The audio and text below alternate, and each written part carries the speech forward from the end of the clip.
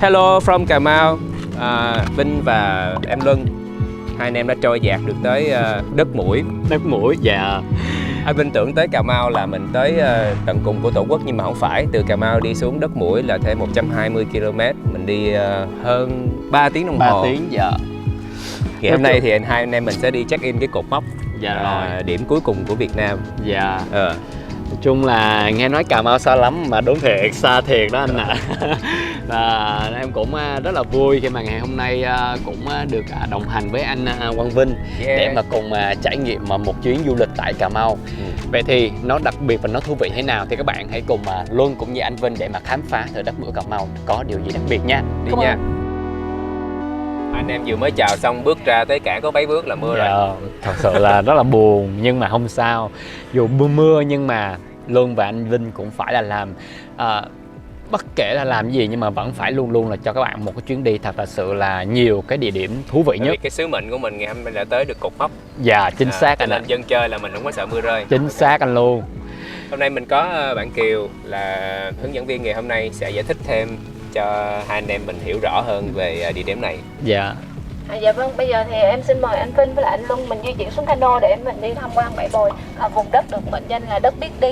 Mỗi năm phù sa lớn biển từ 80 đến 100 mét ạ. Dạ.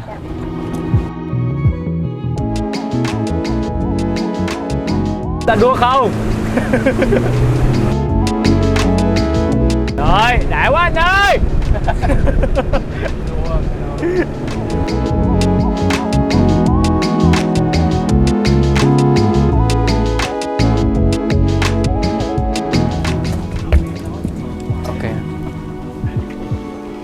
Tới đây thì là cái địa điểm để mọi người thường check-in. Dạ, tại vì chỗ này thường em thấy mấy cây đước này kiểu còn nguyên sinh đó anh. Nên mình đang đi là mình băng qua rừng nha, mà rừng ngập mặn. Dạ. Tức là đi bằng cano nãy giờ giống như phim hành động. Chính xác, dạ đã lắm anh. Giống như mình trong đang trồng trường múa ba lê vậy. Đang học múa ba lê đi. Chắc không cần phải chơi cảm giác mạnh đâu xa. Ở đây là cảm giác mạnh, rất mạnh luôn rồi. Đúng rồi. Anh không sợ hả? Không. Vậy giờ em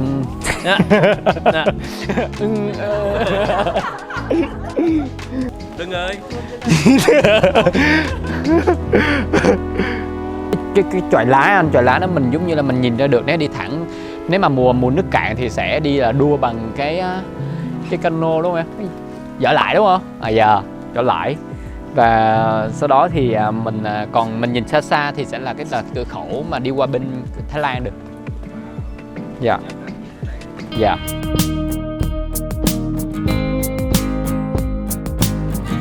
Anh Vinh là rất là thích ăn con ba khía mà nào giờ không biết nguồn gốc. Là giờ đi đường ngập mặn mới biết là ba khía là có ở vùng này. Dạ đúng rồi, ba khía. Người ta đánh bắt làm sao ta?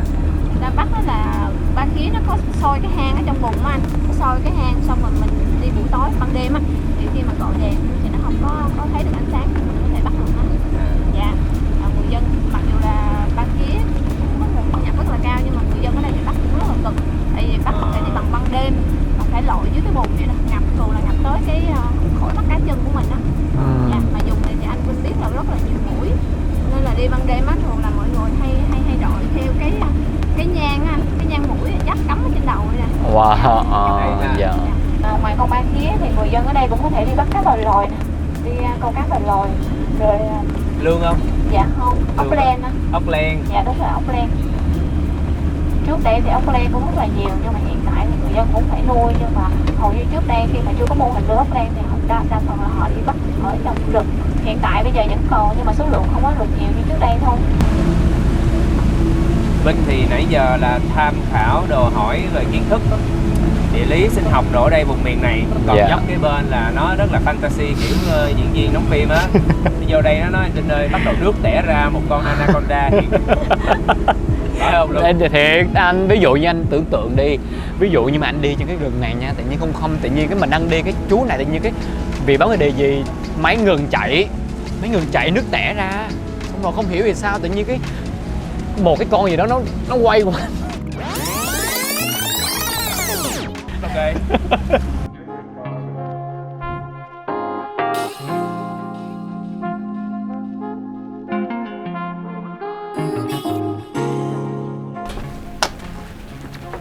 Dạ rồi, thì bây giờ anh Vinh với lại anh Luân mình đã tới điểm dừng chân thứ hai, đó là bãi bồi. Hồ Sa hàng năm bồi lấn hàng trăm mét. Khi mà lấn ra thì những cây bần cây đước nó cũng trái thì nó sẽ mọc lên, dạ, và nó giữ lớp lại. Và đây là biển rồi đó. Dạ đúng rồi, đây là biển rồi. Khác với biển miền Trung, những cái bãi biển đẹp mình tắm khác, ở đây là bãi cái tính chất đó là biển Hoàng Sa. Dạ đúng rồi. Cho nên là màu đen và không có dùng để mà mình tắm biển được. Dạ đúng rồi. Nên là biển lúc nào nó cũng có cái màu đục. Hơi tiếc một chút xíu là anh em tụi mình đi lúc trời mưa, chứ ở đây là nếu các bạn đi sớm hoặc đi buổi chiều thì là hoàng hôn và bình minh rất là đẹp. Dạ đúng rồi.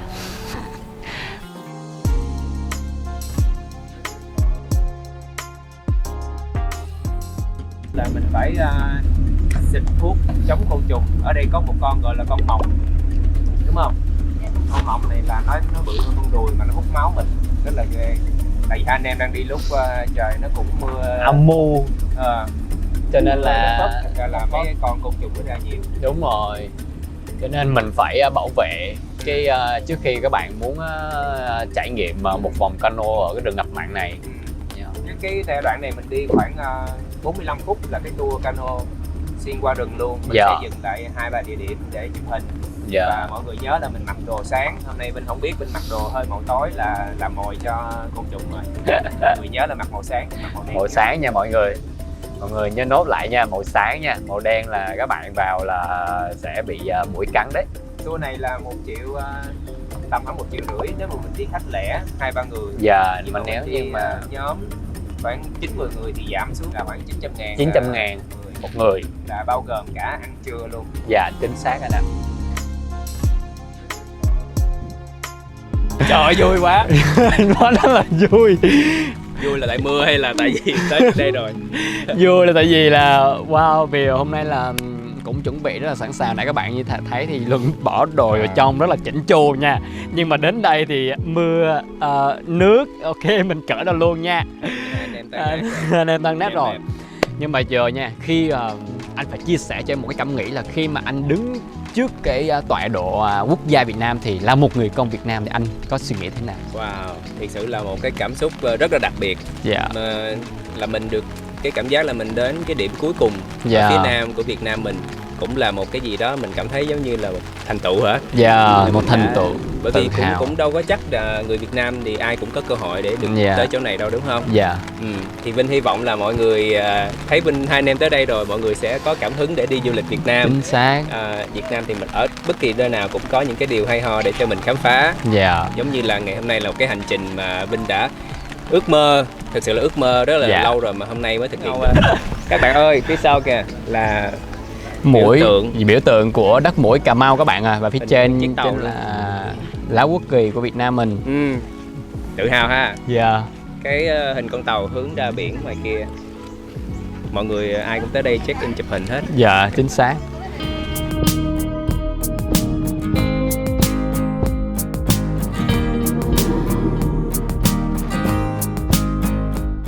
Giờ ăn đến rồi.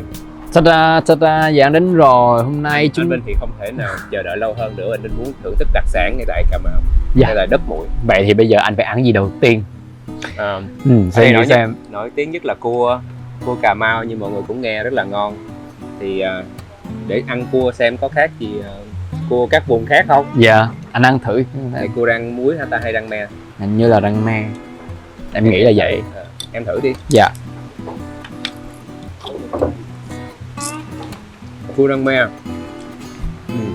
Con cua thì không có quá to, nhỏ nhỏ rồi ha. Thịt nó rất là dai, mà không có bị bở nha. Đúng rồi, chắc thịt.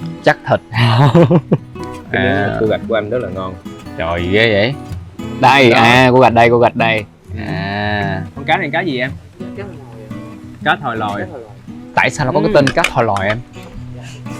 Cái con mắt nó là đây cũng là đặc sản ở Cà Mau. Đây mình ăn hải sản, các thể loại cua, cá. Rồi đây là một món cũng rất là đặc biệt, chỉ có vùng này có là em vọt. Thì nhìn nó giống con thử đi. Nhìn giống con ngao vậy anh, mà nó bự hơn con ngao thì không có to đến này. Thôi em xin lỗi anh nha, em cầm tự nhiên đi.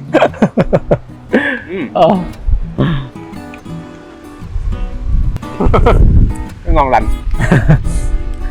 Ăn thì cũng giống con ngao thôi nhưng mà nó to hơn và sao ta? Em thấy sao? Nó là ngọt, Ngọt thịt hơn. ngọt Phải thịt, ngọt không ta? kiểu là dạng như là nó ngọt mà nó cái vị nó của thịt đó chứ không phải là ngọt mà của đường anh. Dạ, và Ngọt tự nhiên trong cái thịt ra luôn. dạ, ngọt tự nhiên của thịt ra luôn, cộng với đó là Thơm từ thịt ngọt tí xíu. cộng với đó là do hình như là nước này mình có bỏ thêm một chút xíu gừng, dạ, làm cho mình ăn là cảm thấy như nó ấm bụng. Chung là nêm nếm ngon rồi nè. Dạ. Nghe nói đồ ăn ở đồng bằng sông Cửu Long mình thì sẽ bị ngọt nhưng mà mình nghĩ cũng tùy chỗ. Riêng chỗ này thì ngay tại nhà hàng Hoàng Hôn. Dạ. Ngay tại nhà hàng Hoàng Hôn của Đất Mũi thì mình thấy là nấu ăn rất là hợp miệng, không có bị quá ngọt đường. Dạ. Anh thử ăn cái rau này nè, đố anh là rau này là cái gì? Anh biết cái đó. Sao biết? Bồn bồn anh ăn rồi. Wow. Nãy giờ hai anh em ăn là toàn là những món đặc sản ở đây hết luôn á. Như cá thì rồi em chưa ăn. Dạ. Thử đi. Dạ, để em thử các loài anh hùng trên gì để bé Anh hùng trên cạn. anh hùng trên Tại cạn. vì con này là nãy nó là bay trên bùn hả? Dạ, tại vì nó lướt anh, Lướt. nó lướt sống nha.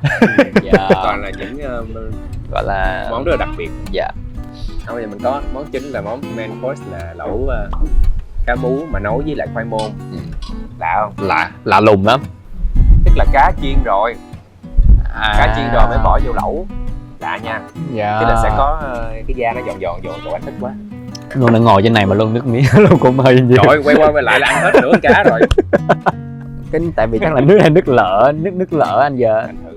cho nên là ăn nó Có chấm gì không ta? đây chấm với muối ớt. Muối Đó. ớt Muối này muối là hột. muối hột. Dạ. với lại tách. Ăn nó hơi béo ngậy, cũng hay Dài. Dạ. Đó, như em không ăn được cá sông nhưng mà cá này để em ăn được nha. Cái da ngon luôn. Dạ, Da ngon. nhìn ăn nó giòn. Hai anh em mình là đang ngồi trên ở đây gọi là cái vung. Dạ. Thì anh Vinh thì giống như anh Vinh thì theo anh Vinh hiểu nha, anh Vinh thấy thì mình nghĩ giống cái ao.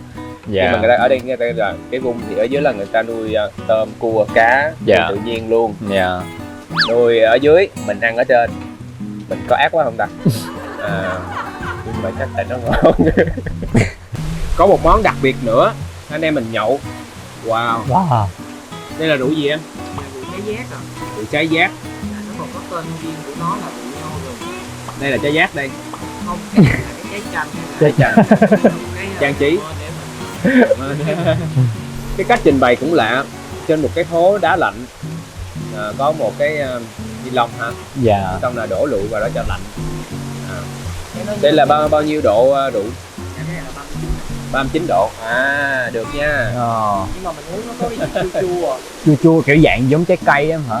39 là chắc là ly là tới rồi. Tới nơi rồi. Tới bến luôn anh ơi. Nói hồi chắc mình review mà mình xịn tí mọi người thông cảm nha. Cái Dạ trái được. giác này thì chỉ có cái mùa mưa này thôi. Mùa tháng 5, tháng 6 tới tháng 1 có trái giác. Người dân người ta đi hái cái trái giác chín, trái giác sống thì họ sẽ nấu canh chua to. Cái giác chín thì họ sẽ ủ chua. Làm được nhiều thứ ha. Nấu canh chua được luôn. Wow. Cái giác này là lần đầu tiên em nghe luôn á. Trên mình thì cứ ăn canh chua thơm, canh chua măng rồi thôi.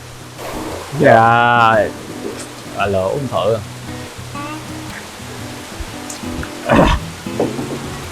Mạnh nha.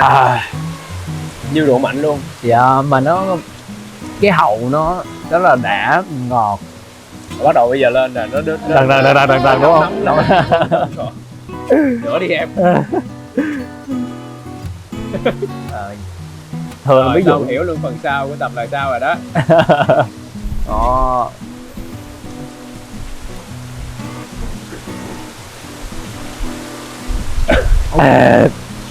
Ly thứ hai là ly thứ nhất là mình sẽ hơi Bắt đầu rồi đó. Nhưng mà giờ thì món lẩu đã ready rồi. Cá mú này là chắc biển rồi đúng không? cá mú cá biển anh. Em ăn được đúng không? Dạ được. Okay. Đúng gu anh Vinh thích nha. Vậy hả? Em thích ăn đồ ăn hoa đúng không? Dạ. Đồ hoa thì cá mú là chiên là cũng là thường xuyên thấy đó. Dạ. Rồi mà hôm nay cá mú rồi nhúng vô trong súp luôn. Nhìn ăn rất là lạ. Nhưng mà nó lại chiên nha. Mình cá người ta chiên trước cho nên là ăn rất là giòn. Dạ. Không có bị ớn. Thì thật sự là đợt trước mà em đi á thì em chỉ biết mỗi là cua với lại là tôm.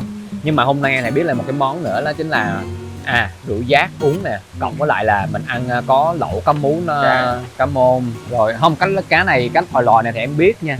Nhưng mà tùy vào mỗi chuyến đi thì mình sẽ có những cái trải nghiệm khác nhau. Dạ. Anh thích nhất ở trong cái lẩu này là khoai môn.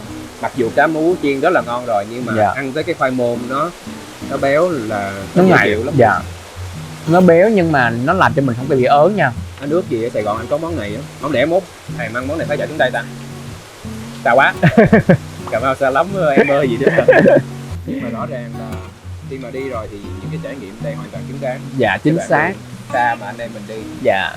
Không luôn luôn là đáp lại cho mình một cái gì đó được là phần thưởng rất là lớn. Dạ.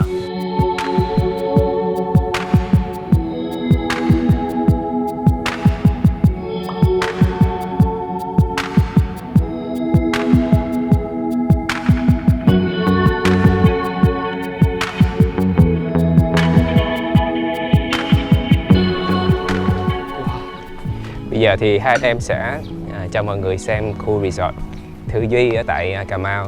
Đây là resort duy nhất ở tại thành phố Cà Mau nha.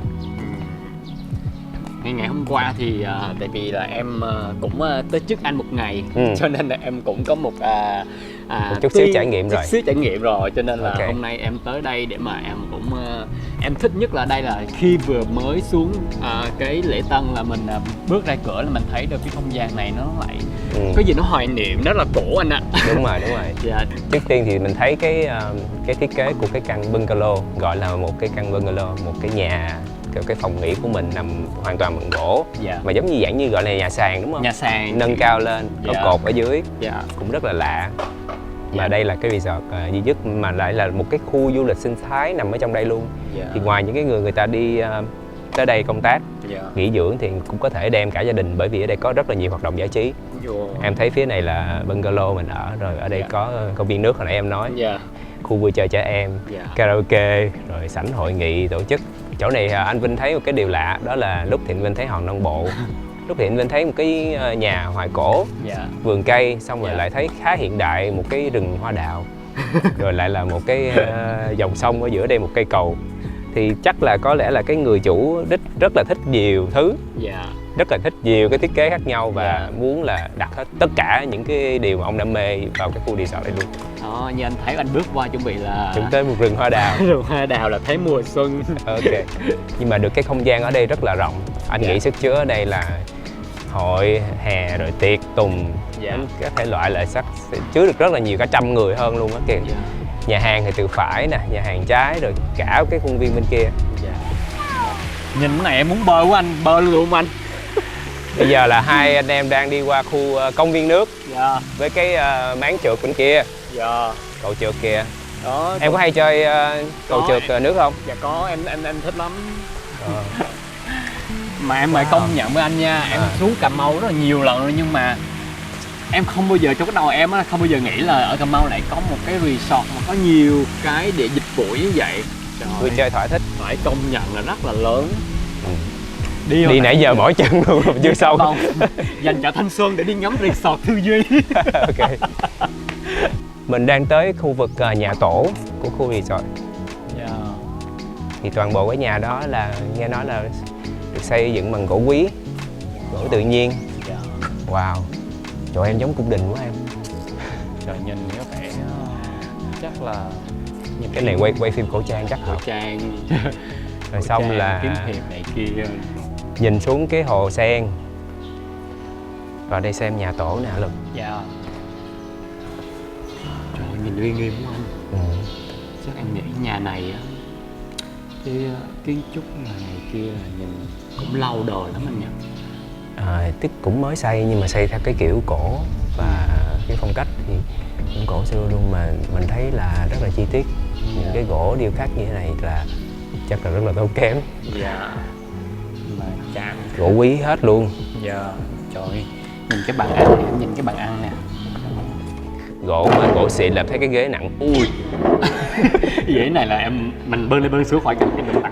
Ok. Trời ơi. Luân là gần 1m8 nha, mà ngồi vô là giống như em bé ngồi trong cái ghế vậy đó. Trời ơi, nhìn giống như mấy ông vua. Vua ha, rồi. Ngồi rất là ghê đó. Em nhìn nguyên cái bức tranh điêu khắc phía sau nè. Wow. Giờ mình có một cái thử thách cho hai anh em mình xê dịch thử cái ghế này coi. Dạ rồi, ok. 2, 3. Mình xê dịch mà ghế không xê dịch một miếng nào hết đúng không? Ghế trù mình lại anh ạ. Không được, không xê dịch miếng nào luôn đâu, dân tập tạ. Đâu nè, em làm một. Lần đầu tiên mới thấy chiếc ghế gỗ mà nặng tính vậy luôn á. Wow, nể nha. Nể. Sau khi xem khuôn viên bên ngoài, bây giờ mọi người cùng tiến về phòng của Vinh để xem căn bungalow nha. Xin mời vào. Rồi, đúng chuẩn resort luôn. Nãy như Vinh cũng nhắc, anh chủ ở đây rất là thích gỗ, cho nên vào trong căn phòng thì mình cũng thấy là từ sàn nhà cho tới tường và gỗ, rồi trần nhà cũng tất cả đều bằng gỗ luôn. Và cái chân thì rất là cao, cho mình một cái không gian rất rộng và thoáng. Phòng khách này mình nghĩ chứa được 10 người luôn. Rồi ở đây thì cũng có menu ẩm thực phục vụ vào trong phòng cho mình. Rồi, phía nhà tắm là ở đây. Rồi tiến vào bên đây là mình có phòng ngủ, là một cái gian nhà. Phía bên trái này căn phòng ngủ cũng rất là rộng, có thể nhìn thấy cái trần của mình cao. Vinh thì đặc biệt thích cái căn phòng nào mà nó có cái trần cao thì rất là thoáng. Người ta nói nhà cao cửa rộng á, cho nên là cứ trần cao là mình ở mình thấy thoải mái. View của Vinh để coi xịn, cũng xịn sò lắm. Mọi người xem là ngoài này có vườn cây rất đẹp. Lúc nãy là các bạn đã xem được phòng anh Vinh nó như thế nào đúng không? Bây giờ xem phòng của Luân, xem thử có khác biệt gì không nha. Let's go.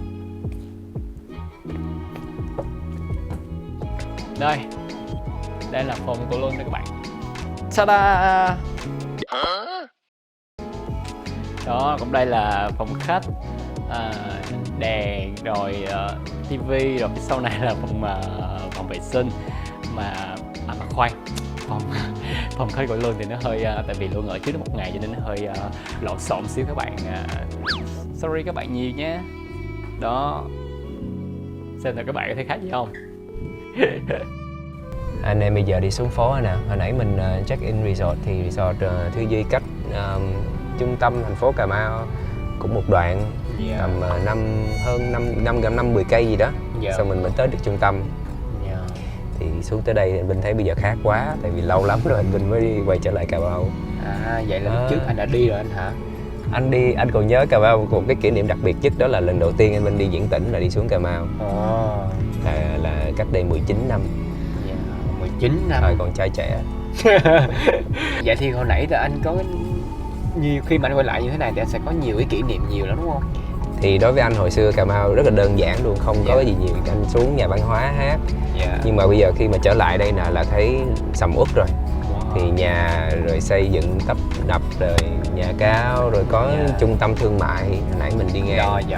Rồi nói chung là không nhận ra nữa. Nhà văn hóa thì nó vẫn nằm phía đó. Nhưng mà mọi thứ xung quanh thì thay đổi hết rồi. Tức là vậy nè, là từ Sài Gòn nếu mình du lịch đến Cà Mau thì mình có thể đi xe hoặc là đi máy bay xuống. Nhưng mà tới Cà Mau thì là Cà Mau rất là lớn nha. Điểm cuối của đất nước nhưng mà còn rất là nhiều khu vực khác nhau. Mình tới thành phố Cà Mau là chưa có phải là cái điểm cuối cùng. Mà cột mốc với là cái điểm cuối của đất nước mình. Cho nên là muốn mình muốn biết đi Cà Mau không, mà cứ check-in cột mốc là mình biết. Rồi. Thì hai anh em bây giờ đang đi ngắm phố thị thành phố Cà Mau. Thì đợt trước em đi là một ngày là anh sẽ muốn trải nghiệm ở cái vườn quốc gia Cà Mau, là mình đi cano này kia thì phải là một ngày rồi. Và ngày thứ hai nữa, ngày thứ hai thì mình sẽ đi cái bắt ong, mình trải nghiệm bắt ong. Bắt ong rồi bắt cá, rồi bắt những lương. Con lương, anh ăn lương được không? Có, nhưng mà nhìn lương thì sợ. làm xong rồi thì ăn được chút. Kèm theo đó là đơn ca tẩy tử nữa. À, Anh ăn xong có rồi. nhiều hoạt động quá ha. Dạ. Cho nên là còn tốn thêm một ngày nữa là mình đi trải nghiệm thành phố Cà Mau nữa. Em nghĩ là ít nhất là 3 ngày. Nó không có cùng một tuyến đường cho nên là nó bị khó cho khi mà người du lịch muốn tới đây để trải nghiệm. Em nghĩ rất là khó. Rồi bây giờ là mình đi tới quảng trường rồi nè. À, quảng trường này gần đây, cách đây vài năm mình có diễn ở đây. Ồ vậy anh hả? Wow, vậy là chắc là bây giờ là bao nhiêu cái kỷ niệm đang ùa về bên Vinh đúng không? Đi nhiều quá nhiều khi cũng không nhớ, mà nhìn tới này thì nhớ. Trước mặt mình là Vincom, trung tâm mua sắm. Wow. Vậy thì bây giờ thấy khác nhiều Cà Mau nó cũng phát triển rất là nhiều. Theo đợt trước em đi thì em thấy dịch vụ cái này thì ăn uống cũng không có cao lắm rồi. Ví dụ anh đi Bắc Ông này kia thì em thấy cũng không, chỉ ở khoảng là mấy ngàn, 20.000 gì vậy cho một lần. Rất là rẻ luôn. Bằng một cái vé. Một cái vé vào cổng của một cái hoạt động gì thôi đúng không? Cũng rẻ. Chung là các bạn sinh viên học sinh giá đó là giá sinh viên học sinh luôn đó. Giá sinh viên học viên là giá mức giá tốt nhất rồi để mà mọi người có thể có một cái chuyến đi du lịch đến Cà Mau.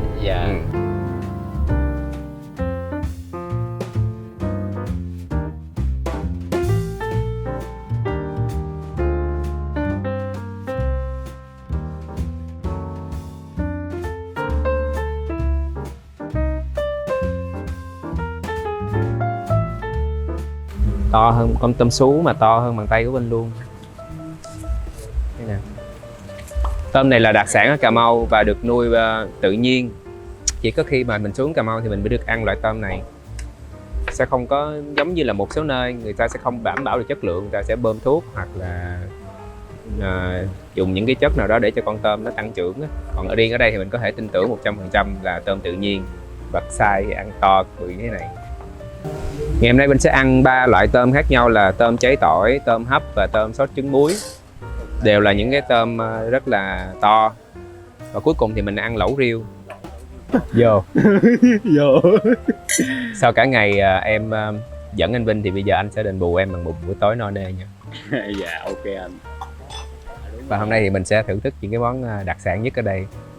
Giống như là nãy từ đầu tới giờ anh em mình hay nhắc món cua Cà Mau. Mình thấy là biểu tượng của Cà Mau đều ăn cua, đúng không? Một trong những cái rất là nổi tiếng là cua Cà Mau. Xin phép nha, trong không gian lịch sự nhưng mà thôi ăn cái này mình phải bóc tay đi. Đúng rồi. Hai loại, ở đây có cua rang muối, đây là cua rang me. Anh lấy thử cái rang me đây, bên này. Wow, chắc ghê ta. Chia ra, mình thử hai loại. Dạ rồi. Sao? Hôm nay phải gọi là khi mà đúng là khi anh mời là em phải lần sau mà em phải đi, bởi vì sao tôi phải lần nào ăn nha. Rất là ngon. Gạch mà nó béo ngậy luôn anh ạ. Sao em ăn thử qua cái rang me rất là đậm đà. Dạ, để em ăn thử. Mà quan trọng là mình ăn cua ở những nơi khác rất là mắc.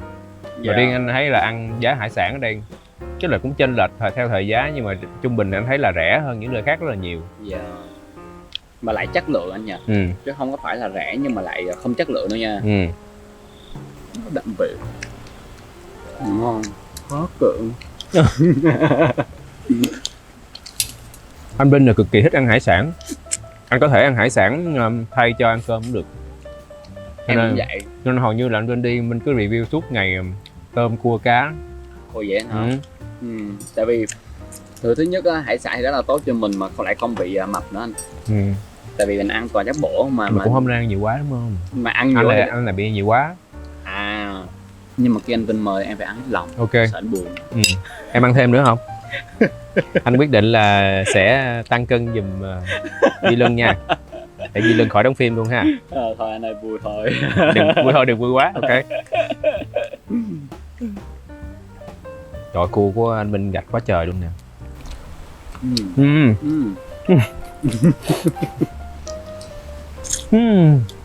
Ăn gạch đã đời luôn. Gạch ăn no luôn á anh ạ. Ủa em, nhưng mà em người Hàn Quốc sao tên Diêu Luân vậy? Tại vì em hộ khẩu Đà Nẵng anh. Vẫn người Việt Nam chính thống nha. Mà nhìn em không có miếng nào Việt Nam luôn á.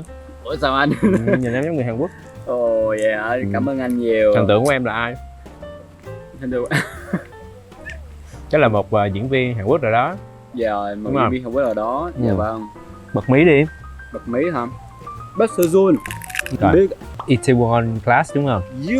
Yeah. Đúng không? Yes. Là đúng thần tượng rồi. em là anh chàng đó. Dạ, bác Sejun anh ạ. Rồi. Wow. Bự nhiều vậy? Em nói anh rồi, em ăn ít lắm nhưng mà anh đừng làm vậy em ngại, anh hiểu không? Bây giờ bên cầm con tôm này lên cho mọi người xem nha. Đây là chú tôm sú. Bự bằng cái mặt anh luôn. Anh núp sau lưng tôm này không thấy mặt anh đúng không? Đúng.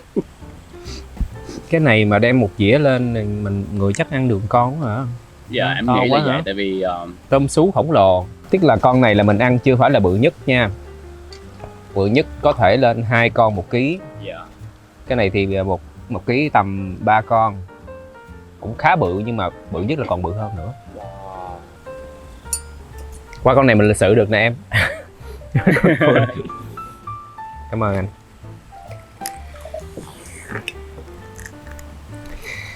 Thôi em xin phép anh lấy con trước nha. Anh kỳ ghê á. Anh thấy xong cái anh nhào vô thử luôn, không mời khách mời gì hết trơn. Dạ vậy á. Ừ. Con anh tu đó các vị. Ừ. Thật sự chán nhưng mà không sao, nói vậy thôi chứ lúc nào cũng thương thằng em lắm. Không biết lưng sao nha, nhưng mà anh Vinh ăn xong thì anh Vinh nghĩ là nó khá giống với lại tôm hùm. Thịt Dạ. nó rất là chắc và săn, rồi nó chắc thịt to, chất lượng á, nó có cái độ dày sực. Dạ. Cái khi mà tôm mình ăn tôm nhỏ thì nó mềm mà nó ngọt hơn. Dạ. Tất nhiên con này cũng ngọt mà cái độ dai và chắc của nó khỏe, Đúng rồi. nó y như là mình ăn tôm hùm vậy đó. Dạ đúng, tại vì chỉ cần mà mình nội mình em nội em Mình cắt. mình cắt ra thôi á thì mình thấy được những cái thớ thịt nó rất là chắc và mình phải sắn rất là nhiều lần thì nó mới ra được. Ừ. Nên là chưa kịp ăn thì em đã thấy được cảm nhận là rất là chắc thịt rồi. Và anh Vinh thì chắc chắn là chỉ ăn được một con thôi. Dạ. Anh Vinh không thể nào ăn nổi con thứ hai luôn á. Một con là thấy là quá ngon đúng không? Giống như là mình ăn thịt tôm hùm vậy. Sau một ngày trải nghiệm với anh Vinh rất là nhiều hoạt động thì ngày hôm nay thì anh Vinh đã đền đáp cho mình một cái con tôm to khổng lồ các bạn ạ.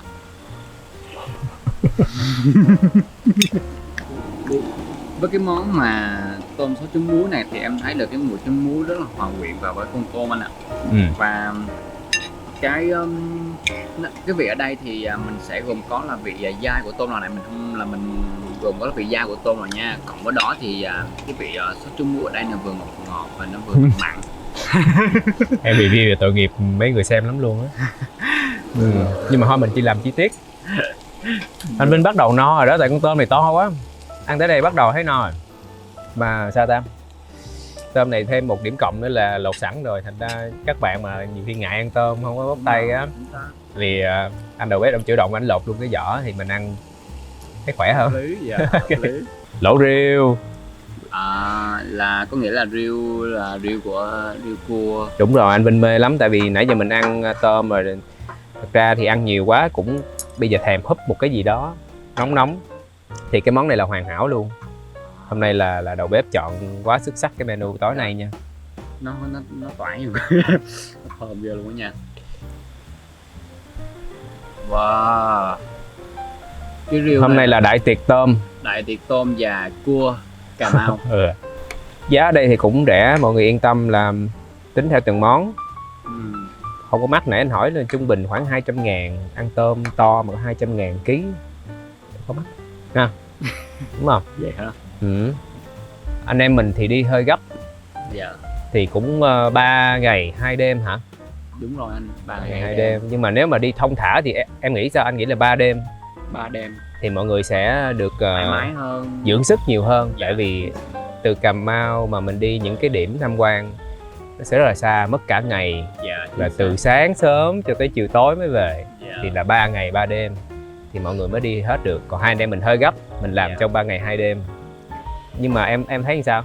Thì em thấy bởi vì là Lần tuy thứ 2 rồi. Dạ, lần thứ 2 khi em đến đây nhưng mà Nói chung là trong hy vọng trong cái vừa dịch đợt này á, dịch về cho nên là em cũng Ok.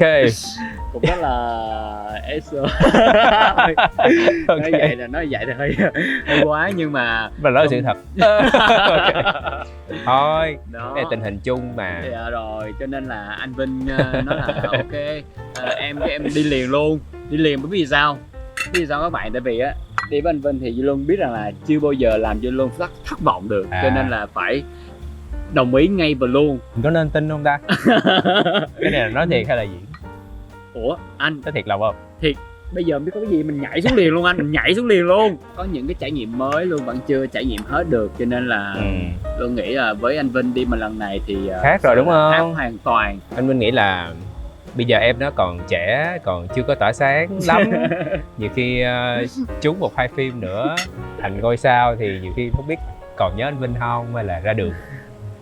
No anh, nói vậy là hơi kỳ, nhưng mà miệng anh cứ cho em mang hoài như vậy á, dù có như thế nào thì nữa em bảo luôn gật đầu rất là nhanh. Nhậu nữa, ăn và nhậu ha. Dạ.